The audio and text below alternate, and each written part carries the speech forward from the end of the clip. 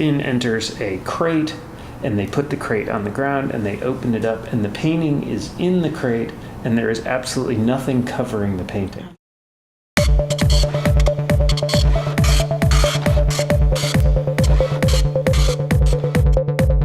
So I like kind of coming up, touching antennas. A museum show takes weeks to install, but an art fair must be installed in a matter of mere hours. Bringing all of this together while not damaging the art is nothing short of a miracle. But how does this all happen? Well, if you chill for a second, I will tell you. Woo! Sorry, guys. Oh, God. It comes from the heart. Yes. That's what matters. The thought that counts. I think that traditionally artists have not liked art fairs. I think that that's enduring, but definitely there's been some softening. Welcome to Anatomy of an Art Fair, where you thought art fairs installed themselves. You think art just jumped up on the walls, do ya? They're installed by real people with card hearts and steel-toed shoes, blue tape and screw guns and calluses on the hands. The guys who go home and drink beer and smoke weed, pass out, only do it again in the morning, see? There are a lot of moving parts to an art fair. They're dealers, art handlers, critics, conservators, lawyers, collectors. Oh yeah, and the artists, the ones who make the f***ing work. Yeah. Smoke that, you mother. Art handler fun fact. Let's not talk about the art fairs. At art fairs, artists, collectors, handlers, and critics all come together.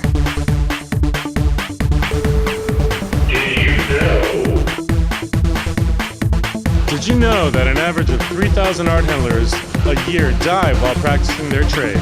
So many that if you were to stack them on each other's shoulders, they should reach 18,000 feet. That's the height of 32 George Washington monuments, 13 Freedom Towers, 1,153 Bigfoot monster trucks, or 2,306 actual Bigfoots, Yetis.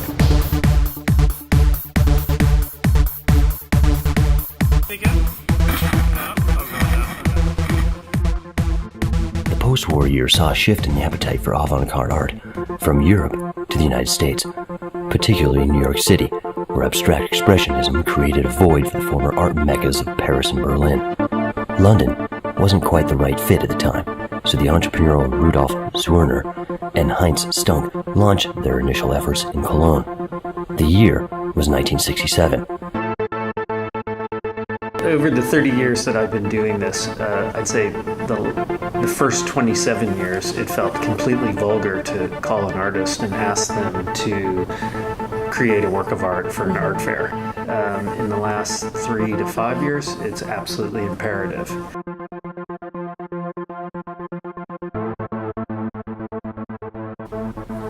There's been a dramatic shift in attitude towards art fairs. Once considered a supplement to galleries' bottom line, it is now the bottom line. In an art fair, very often you see one piece by an artist, and if you don't know the work, you can't put it into context. So for us, it's very difficult, if not impossible, to sell us a work by an artist where there's just one piece and we don't have access to see the context, what they do, the range.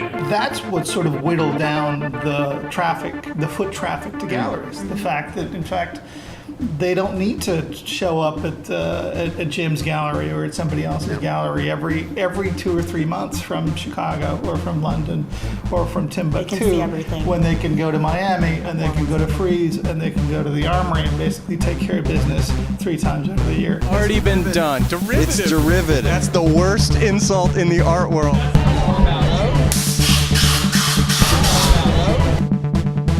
Welcome back to Anatomy of an Art Fair. The collectors can already see a JPEG pretty easily.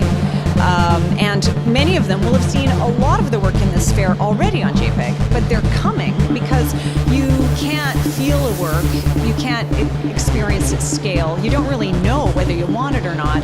Unless you're really familiar with the artist's work and you've already seen something very similar, it's very hard to commit to it from a computer screen. Ultimately, art fairs are about and for the collectors. Over the years, fairs have grown and adapted to the changing tastes and habits of those VIP collectors, determining its success and failure. Art collectors and the world's high net worth individuals have transformed the commercial art world through their preferences and acquisitions, driving the agendas of art fairs, while the artists remain dying from tuberculosis. In the wild, collectors are docile creatures, but they come out during art fair season 7 times a year to mate and battle for territory. Artist is making work because he's chosen to communicate in that way as opposed to the way I communicate, which is through a normal business environment. Right. Probably. It's, they have certain tools or certain deficits which they're taking advantage of in other ways. And that's the great beauty of it, is that, they're the people who didn't necessarily fit the mold that we all did and have taken advantage of that. The people who become the artists are the people who really can't see doing or expressing themselves in any other way. If there were an easier way to make a life for yourself and support your family, and feel decent about what you get out of it and do every day, I think they would be doing it. Of course, there would be no fair without art itself. Artists spend years developing their ideas and personal style before it finds its way onto the gallery walls at fairs. When I'm at an art fair, I find that I don't look at art, I can't look at art, I can only look at the art fair. I mean, art fairs, they are what they are, and they're, they serve a purpose, and you get to see a tremendous amount of work within a small period. And I don't think anyone should change going to museums or galleries, but it's nice to have that option as well. So do you think art fairs should come with a warning label?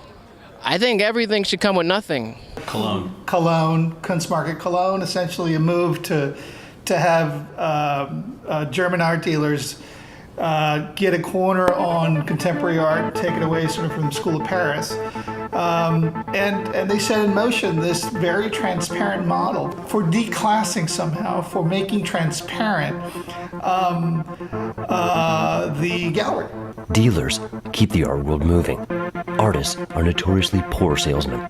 Without dealers, the work would never leave the studio, nor would the artist, which would then lead to greater depression, bed sores, contracting tuberculosis, and ultimately death. And it's extremely important that we look great. Because not only is there the component of how you look to the collector, it's that the competition to get into these fairs and to stay in the fairs is extremely intense. The pressures on dealers are immense.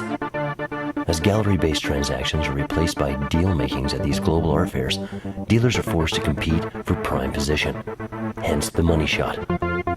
Having an on-site presence has never been more essential, for this is where commerce lives. Well, I love leaving my office because I'm always alone. I'm constantly alone. I think it has to be said that, this is a very large market right now, and the number of places in history that we're all vying for, there are very few spots.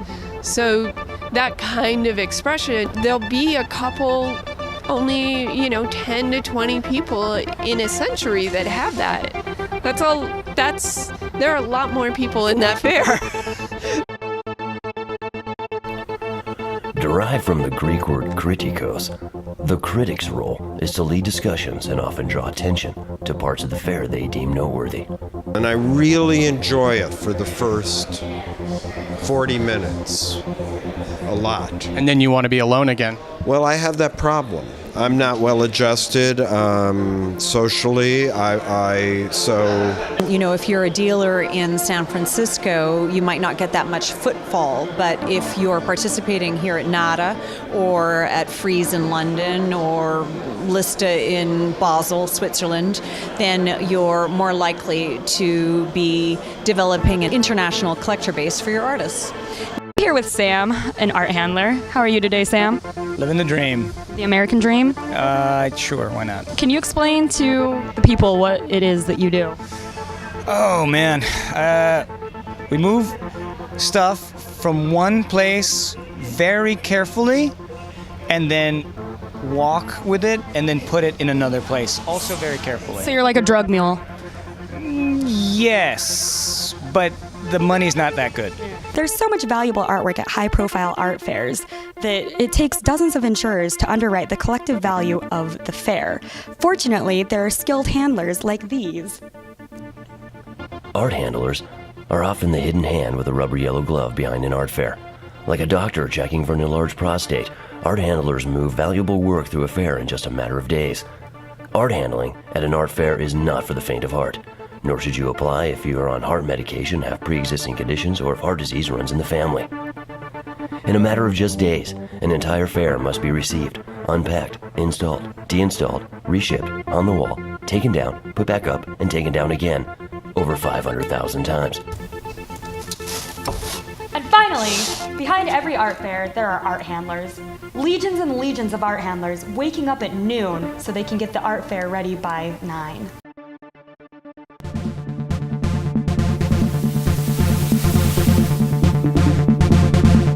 Comes to this question of indemnification.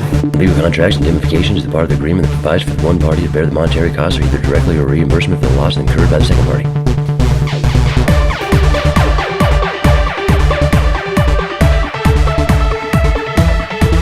What's a switch out? A switch out is replacing the sold work with new work from the gallery's inventory. This is usually performed before the fair reopens. Thanks, Carrie. This is a DJ Mayonnaise Hands party pack. Of the success of the art fair, people are buying a lot more quickly. You mentioned buying with your ears as opposed to buying with your eyes, meaning that you're basically buying because somebody told you that somebody's hot, not because you're looking at something that's particularly, galvanizing for you. Exactly. It happens less frequently because email has become the dominant form of communication. But I think the elephant in the room here is that the art fairs are the great form of competition for the dealers against the auctions. We secretly replaced Carrie's regular roundtable discussion with DJ Mayonnaise Hands' brown roundtable discussion. Let's see if she notices the difference.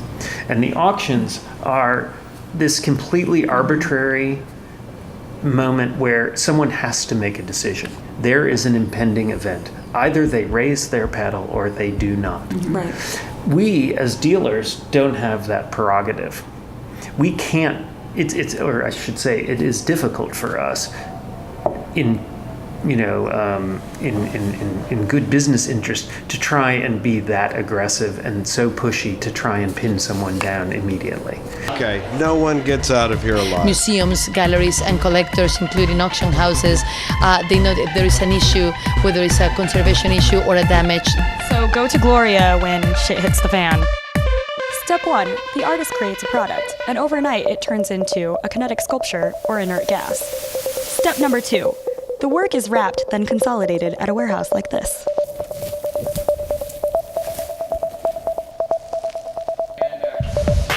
Step 3, the work is loaded into the truck and transported to the fair. Gallerists send out JPEGs to loyal collectors in advance so that they can put reserves on the work that they'll be seeing at the fair. And the internet and the art fairs have grown up in tandem. When you walk into a museum or a gallery or a special exhibition, there's a dedicated space to the artist that makes the art feel really important. And for me, it's a real problem that the art fairs don't have that. We entered this world alone, we'll leave it alone, and we can only hope to leave it covered in less goo and a little less screaming. I think an art fair kind of gives an opportune time to reach a large amount of people in a short span. You can lift with anything, but you have to tighten up your perineum. You can lift with your back, you can lift with your neck, you can lift with, whatever. Somebody else's stuff. Otherwise the pink sock is going to come out. Something. There is not a piece of plastic, and there is a nail that has been bent over and hammered down. And the curator and the registrar were all saying, see, this is so crazy. These commercial galleries, they don't know. And today that is not the truth, because we understand even more acutely what's involved and how you have to be so responsible to the objects.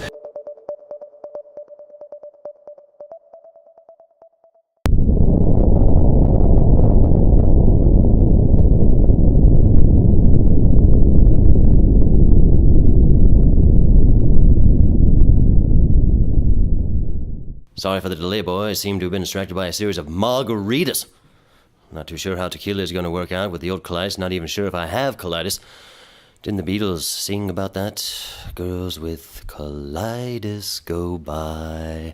Next track one, ready and willing.